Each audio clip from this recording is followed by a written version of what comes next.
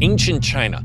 For 4,000 fabulous years, it was the world's political powerhouse, cultural kingpin, and technological trendsetter. From silks to science, from governance to gunpowder, China wasn't just ahead of the world, China was the world. Sure, dynasties rose and fell, but China as a whole got really good at it, winning.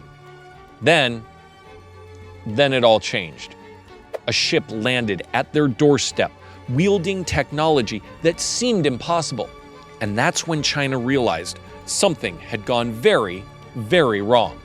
Today, we're going to find out why. We've talked about how the Qing Dynasty pulled off some of the most mind-blowing military advancements of all time. They were a 17th century empire flirting with 21st century ideas. Heck, they even had their own CIA. But the next time the world hears about China, it's gone from humanity's pioneer to humiliated punching bag. What happened? Did the Qing Dynasty blow their lead on the global tech tree on drugs and booze? Well, you can blame the drugs on the British. The story's not that simple. You see, for all their silly hair, the Qing emperors were no slouches. Kangxi, the second emperor, didn't just tolerate Europeans, he hired them.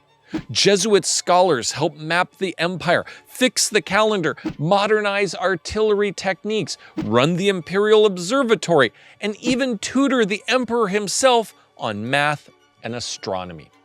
When European eclipse predictions outperformed traditional methods, he just turned to his guys and said, "You're fired." His son Yongzheng lacked his dad's curiosity, but instead institutionalized all of these new systems, tightening administration, organizing finances, and making sure everything Kangxi put together worked efficiently and as intended. Then came his son, Qianlong. He ruled as the empire became the biggest, the busiest, and the richest it had ever been, and was more about perfecting and preserving what was already there rather than breaking new ground. And because he was even less into STEM, science, technology, engineering, and mathematics, than his dad or granddad, he gets a bad rap for appearing to care more about porcelain and paintings than technological advancement. The fact of the matter is, that's totally wrong. Even when the Vatican had a hissy fit about Chinese rituals, he never stopped the science, only the sermons. But then people argue, didn't Qianlong literally say China was too good for the rest of the world? What they're referring to is this quote, 天朝物产丰盈，无所不有，原不界外，宜货物，以通有无. The celestial empire's goods are plentiful, there is nothing it lacks, and it has never needed the products of foreign lands. Bro's clearly full of himself, right? Again, not that simple. This line comes from Qianlong's response to the Macartney embassy, a British diplomatic mission trying to slide into some better trade deals with China. Despite his artsy-fartsy reputation, Qianlong was actually acutely aware of Western science and Western power, with genuine interest in foreign practices, and even complaining that there weren't enough European scientists around. And so, when the embassy arrived in 1793, he received them very courteously, very carefully, asking smart, well-informed questions about the model warship they brought with them, the HMS Royal Sovereign, a brand new top-of-the-line 100-gun wooden wonder. Clearly, he knew British ambition and aggression were not to be trifled with. So what's with that quote then? You see, it wasn't a boast so much as it was a boundary. Qianlong was responding to a specific set of demands that, once the embassy had left, went from diplomatic to demeaning. Requests for exclusive tax breaks, requests for exclusive embassies, requests for exclusive ports, requests for an exclusive island to operate from. To Qianlong, these weren't trade proposals, they were telling him to kneel.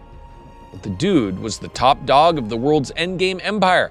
Can you really blame him for telling these jokers to get lost? And so, the matter was shelved, and the Qing went right back to being peak civilization. Qianlong died in 1799, and China carried on. Still big, still rich, and still doing science. But the British were planting the seeds of a drug war. When that war, the First Opium War, came knocking in 1839, they shocked the Qing with better guns than China had ever seen.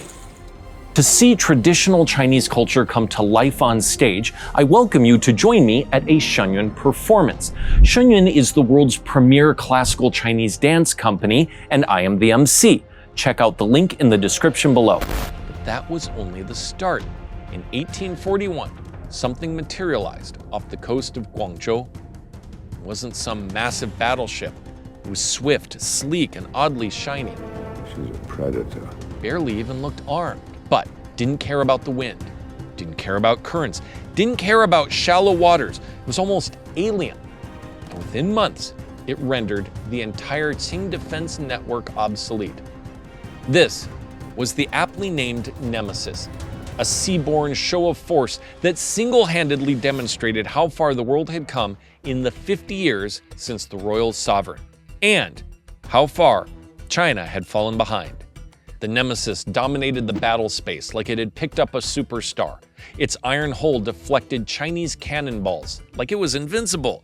Its steam engine and shallow draft allowed it to tear through the map, right past Qing defenses. Its mounted artillery and rocket launcher neutralized anything that looked at it funny, with explosive properties the Chinese couldn't even comprehend. But you see, it wasn't just scary because it was better. It was scary because it was industrial. The iron hull was revolutionary because it meant you could churn out iron plates that were the same size, the same thickness, and cheap enough to use on an entire ship. Qing foundries could cast iron, they'd been doing that for centuries. But doing it at this scale only made sense in a coal-powered industrial economy that China had no reason to build. And speaking of coal, the steam engine mattered even more. By running on fossil fuel, the Nemesis could completely ignore wind direction and water currents. No matter how good China's ships were, they were at the mercy of nature. Steam made nature irrelevant. Then there were the guns. The Nemesis's explosive shells and rockets weren't just better, they were made the same way, over and over, with mechanical precision. This wasn't bespoke construction, it was mass production. And scarier still, this mass production meant that the Nemesis wasn't rare or difficult to assemble. It could be repaired, resupplied, and replaced by manufacturing one exactly like it. And that's exactly what they did, because she steamrolled Chinese waterways with 3 other sister ships. Each Chinese ship had to be crafted. Each Nemesis just had to be ordered. And perhaps scariest of all, this system didn't even require direct dependence on the state. These ships were built and deployed by a private corporation, the British East India Company, because mechanized capitalism rewarded iterative speed, economies of scale, and relentless innovation. China's beloved institutional stability was now a liability, a truth made painfully clear by the world's first industrial megacorp. And then, it all fed on itself. Every factory made the next one cheaper, every machine made the next one faster, and every advancement opened the door for dozens more. Altogether, the Nemesis wasn't just a ship, it embodied a self-reinforcing industrial ecosystem with guns. And China had been dominating Farmville while the world moved on to Cyberpunk 2077. So once again, that all begs the question, how did China completely fall off the map in just 50 years? First of all, Imperial China didn't need machines to grow. It had manpower, lots of manpower. And unlike Europe, China's manpower worked for low enough wages that there was no financial incentive to dabble in mechanization. Why invent power tools when your hand tools do the job basically for free? Second, the system valued stability because stability has been keeping mouths fed and dynasties alive for millennia. If it ain't broke, why fix it? Especially if fixing it means rebuilding the entire thing from scratch and risking unrest, rebellion, and collapse. When your machine is smooth, you don't rip out the gears on a rumor. Third, while the Qing were big fans of science, the Chinese approach to science focused on working in conjunction with nature and society. It was about agriculture, administration, and being at one with nature, rather than innovating, engineering, and manufacturing to overpower nature.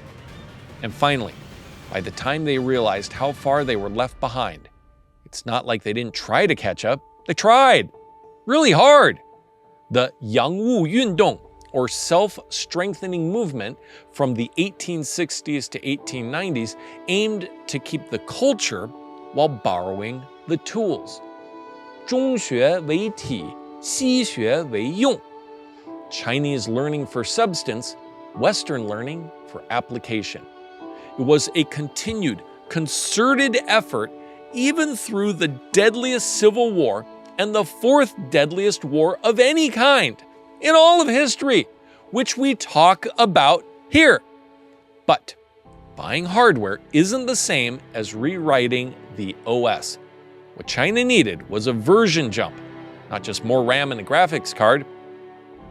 The later 戊戌变法, or 100 Days Reform, was the then emperor personally shouting for government restructuring, civil service examination reforms, military modernization, and even adopt elements of constitutional monarchy.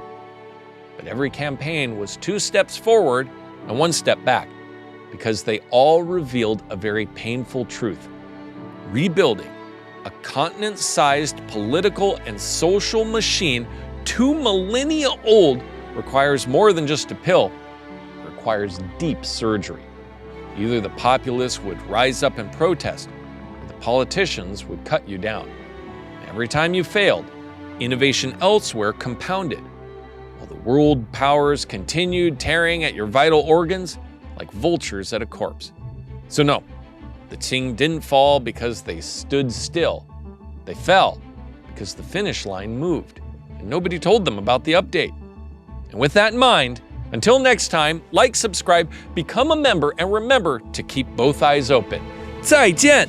If you enjoy the deeper meaning behind Chinese culture, folklore, legends, and strange true stories, then come explore more with me on Jared Tells Tales, where mystery, meaning, and the otherworldly still live on. Click the link to watch your first tale.